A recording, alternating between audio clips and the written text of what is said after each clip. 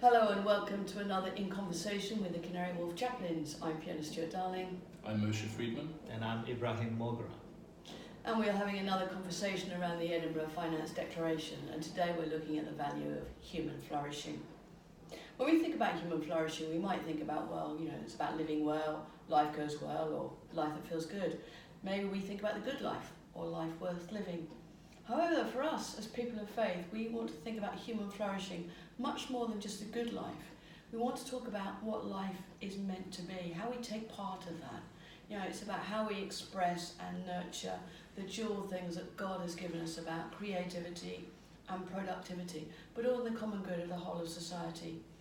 And as we think about how we flourish, we also think maybe about what we find in the Bible, and particularly when we're looking at perhaps the prophet of Jeremiah and how when they're in exile, how the people flourished at that point because they had to learn to live away from their communities and where they'd grown up.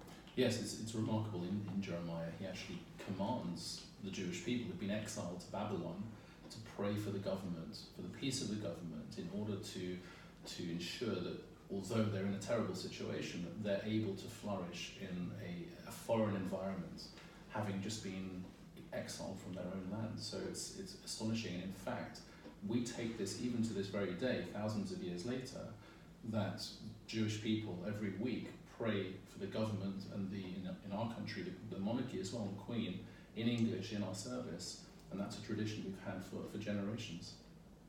And for us also, that would be about praying for people in business and business leaders, because economic and government life are connected. Right, absolutely. Of course, the government is one thing, they set the rules and that's democracy, but actually the financial engine, the economics of a country, which is so important in order to ensure that there is human flourishing, actually resides mostly with the financial sector.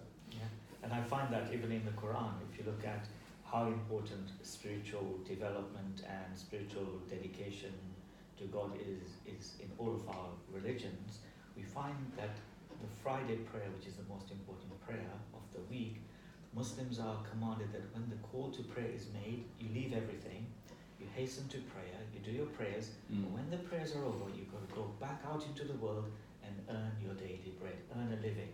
So the economics of any community is self-evident that if you're just going to sit back in the mosque or at home and not be economically active, society will not prosper, at least in terms of economic prosperity and financial well-being. So yeah, I think it's important that we flourish spiritually, but also contribute to economic flourishing of communities. And I think you're right, because that's another thing, because human flourishing is not just about me, it's about our communities, it's about our societies, and actually it's about the global world as a village. Most definitely, we're all interconnected, we know that.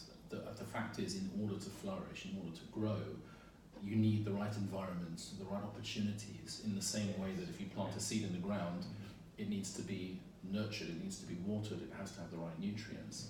And growth is also a slow process. We can't expect these things to happen overnight, but provided we give the right opportunities to people in order to flourish, whether it's locally, nationally or internationally, then we can hope for a much better world for everybody. And opportunity is the key. I immediately recall an incident where the Prophet Muhammad, peace be on him, came across a beggar and he discouraged him from begging. He said, you should be working and earning your living, your livelihood. He said, but I can't find a job. I said, so do you have any possessions? He had some simple possessions, pots and pans and things like that, which were auctioned off, and the money raised from that, the Prophet instructed him to buy an axe, send him off into the woods and said, go and collect firewood and sell it in the market. And before long, he was self-sufficient. He was able to support his family and put food on the table for his family. Which is phenomenal, because in terms of well-being, mental health, to be self-sufficient is everything. It is as well, and again, being created in the image of God, God the Creator is creative. God the Creator helps us to not only look after ourselves, but sustain the well-being of others. So thank you, and thank you for joining us today in conversation, and we look forward to you next time. Bye.